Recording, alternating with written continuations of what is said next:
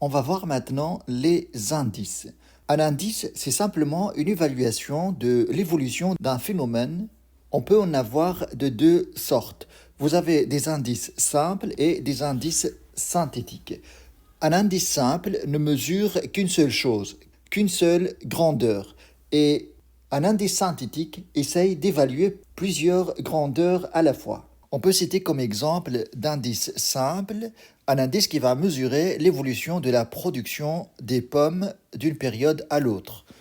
Et on peut citer comme exemple d'indice synthétique l'évolution par exemple de la production de la quantité produite des pommes, mais également des prix de ces pommes.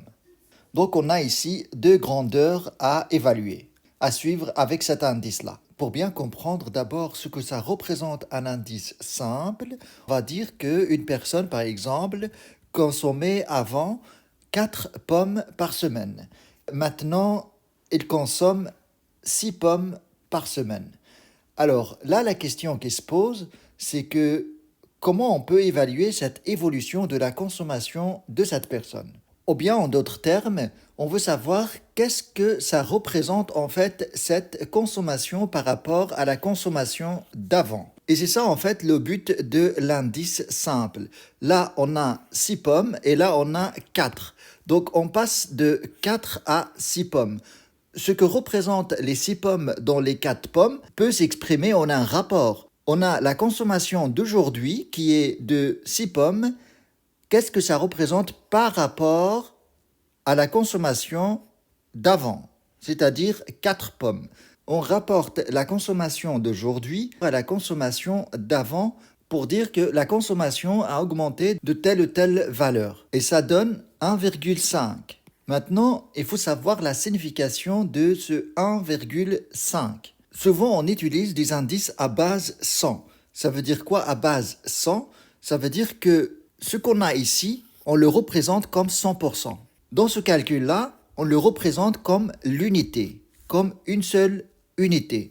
Donc à base 100, on va multiplier par 100 ce calcul-là. Et on va avoir ici 150%.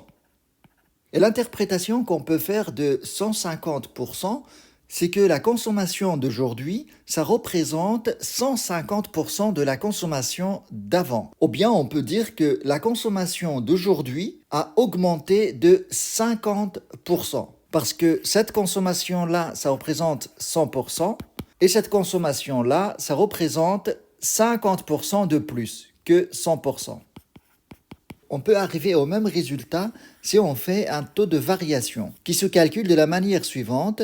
La consommation d'aujourd'hui moins la consommation d'avant, ça représente la différence de consommation rapportée à la consommation d'avant qui est de 4 pommes, fois 100. Ça vous donne directement 50%. Et la signification qu'on peut faire de ce 50%, c'est que la consommation a augmenté de 50%. Ce que je viens de vous présenter ici avec un exemple simple, on peut l'appliquer à plein d'autres choses, par exemple la production nationale, l'évolution des salaires, des prix, etc. Et l'interprétation du calcul reste la même chose. Maintenant, on va passer à la notion de l'indice synthétique. Alors, pour l'indice synthétique, on va prendre également un exemple très simple pour vous montrer un petit peu cette notion. Une autre personne essaye de mesurer l'évolution de ses dépenses. Imaginez par exemple que dans cet exemple-là, au lieu de mesurer l'évolution de la quantité consommée, on va mesurer la somme dépensée pour la consommation des pommes. On va dire par exemple qu'avant, la personne payait 4 euros pour la consommation des pommes par semaine. Et aujourd'hui, paye, on va dire, 6 euros pour la consommation des pommes. On peut faire le même calcul qu'avant. On peut dire qu'en termes de dépenses, on a ici 2 euros. Oh, il y en a un de plus. Il y en a ici 2 euros de plus par rapport à avant. Et ces 2 euros représentent la moitié de ce que la personne consommait ou bien dépensait avant. On peut dire que les dépenses ont augmenté de 50%. Mais si on veut savoir est-ce que la consommation a augmenté ou a diminué, on ne peut pas le savoir parce qu'on a ici deux paramètres. Vous avez le prix le prix payé fois la quantité de pommes consommées. Et on ne peut pas savoir est-ce que cette consommation, ça vient de la quantité consommée ou bien du prix payé. On peut noter ici P0 et Q0 et là on a aussi P0, Q0. Cette augmentation de dépenses ne signifie pas que la consommation a augmenté parce qu'on peut avoir uniquement une variation au niveau du prix. Par exemple, avant, vous achetez 2 kilos à 2 euros et actuellement, vous achetez également 2 kilos à 6 euros. À ce moment-là, c'est uniquement le prix qui a augmenté. Et on peut avoir la situation inverse où c'est uniquement la quantité qui augmente. Par exemple, vous achetez ici 2 kilos à 2 euros et vous achetez ici 3 kilos à 2 euros le kilo. Donc là, on se retrouve avec deux paramètres et on ne sait pas lequel a changé. Et combien de situations on peut avoir dans ce cas? Eh bien, une infinité de situations. Alors là, on va nommer le prix P1 et Q1, pas 0. Alors, pour passer de cette situation à cette situation, on peut avoir plusieurs scénarios possibles. On a le passage de P0, Q0 à P1 fois Q1. On peut avoir une augmentation des prix et la quantité reste la même chose. On peut avoir une augmentation des quantités et le prix reste la même chose. Mais on peut très bien avoir également une augmentation des prix et une augmentation des quantités. Ou bien une grande augmentation des prix et une diminution des quantités. On peut avoir plusieurs situations possibles. C'est pour ça que pour calculer des indices synthétiques, on utilise plusieurs méthodes. Et dans ce cadre, je vais vous présenter deux méthodes, à savoir l'indice Lapeyre et l'indice Pache, qui sont des indices synthétiques. La dernière fois, je vous avais présenté l'indice simple. Maintenant, je vais vous présenter les indices synthétiques. Je note les formules et puis je vous explique un petit peu la signification de ces formules. Vous avez les indices Lapeyre de prix. On le calcule de la manière suivante. La somme des prix actuels fois la quantité d'avant sur les prix d'avant fois la quantité d'avant. Et puis vous avez les indices Lapeyre de quantité. La formule est la suivante.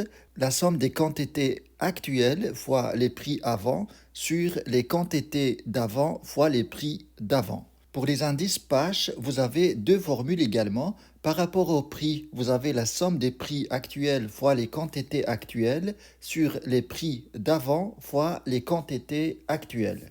Et l'indice Pache de quantité, ça s'écrit de la manière suivante. Vous avez la somme des prix actuels fois les quantités actuelles sur la somme des quantités d'avant fois le prix actuel. Vous voyez qu'il y a plusieurs manières de formuler un indice synthétique parce qu'on est en présence de deux indicateurs minimum pour les indices synthétiques de Lapeyre. Ici, vous voyez que les quantités sont les mêmes. C'est Q0 et Q0 ici. Donc, dans ce cas, on n'évalue que la variation du prix. C'est comme si on a un indice simple au final. Et pour la quantité, on va fixer les prix d'avant. Donc, on a toujours P0 sur P0. Le résultat qu'on va avoir dans ce cas, c'est uniquement l'effet des quantités.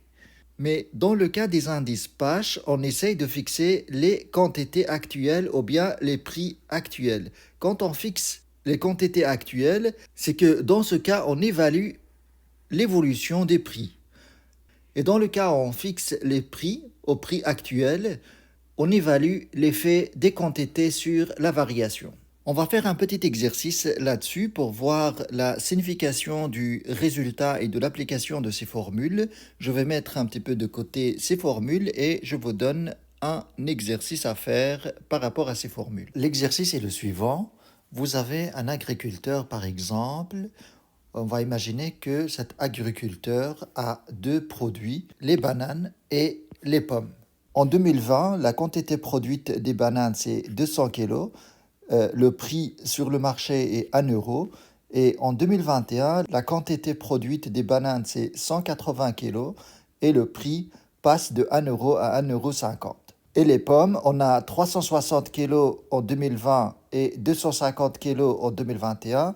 Et le prix passe de 1,20 € à 1,80 € en 2021. Et la question par rapport à ça, c'est quoi l'évolution des prix et des quantités selon les indices synthétiques? On va commencer par l'indice Lapeyre. Vous avez la somme des prix actuels fois les quantités passées sur les prix passés et les quantités passées. On va écrire ça de la manière suivante. Pour les bananes, le prix actuel, c'est 1,50 € fois la quantité d'avant, 200, plus. Ici, on a la somme. On fait pareil pour les pommes. Le prix actuel des pommes, c'est 1,80 € fois les quantités d'avant, 360. Tout ça divisé par la somme des prix avant et quantité d'avant. Donc là, on va situer en 2020.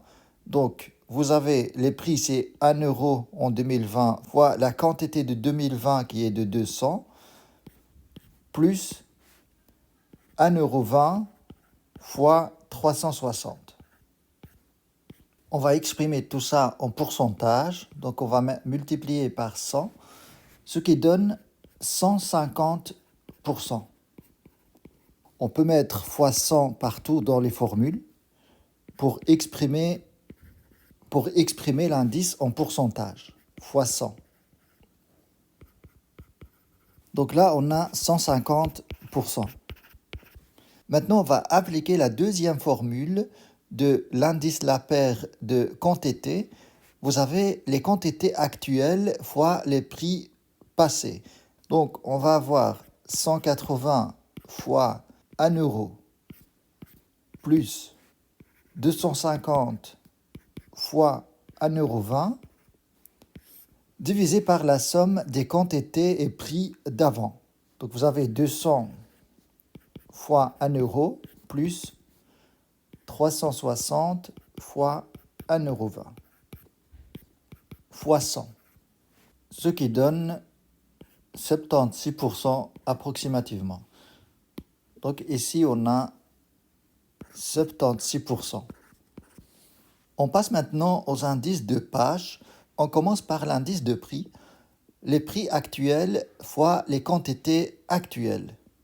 1,5 fois 180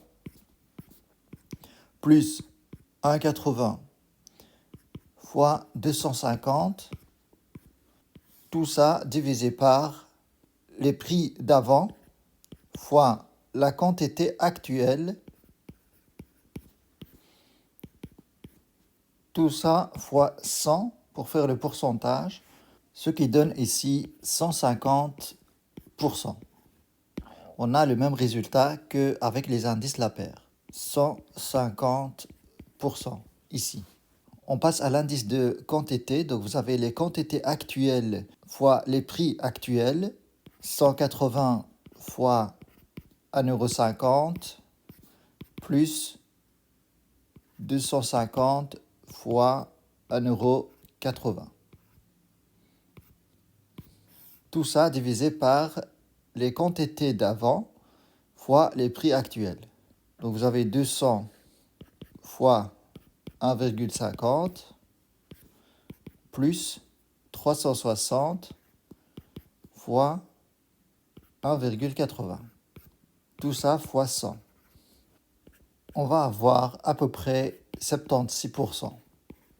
Donc ici, on a également 76%. L'interprétation de ces résultats, c'est que les prix ont augmenté de 50% et les quantités produites ont diminué d'à peu près 24%. Voilà pour ce cours, merci de l'avoir regardé et à très bientôt.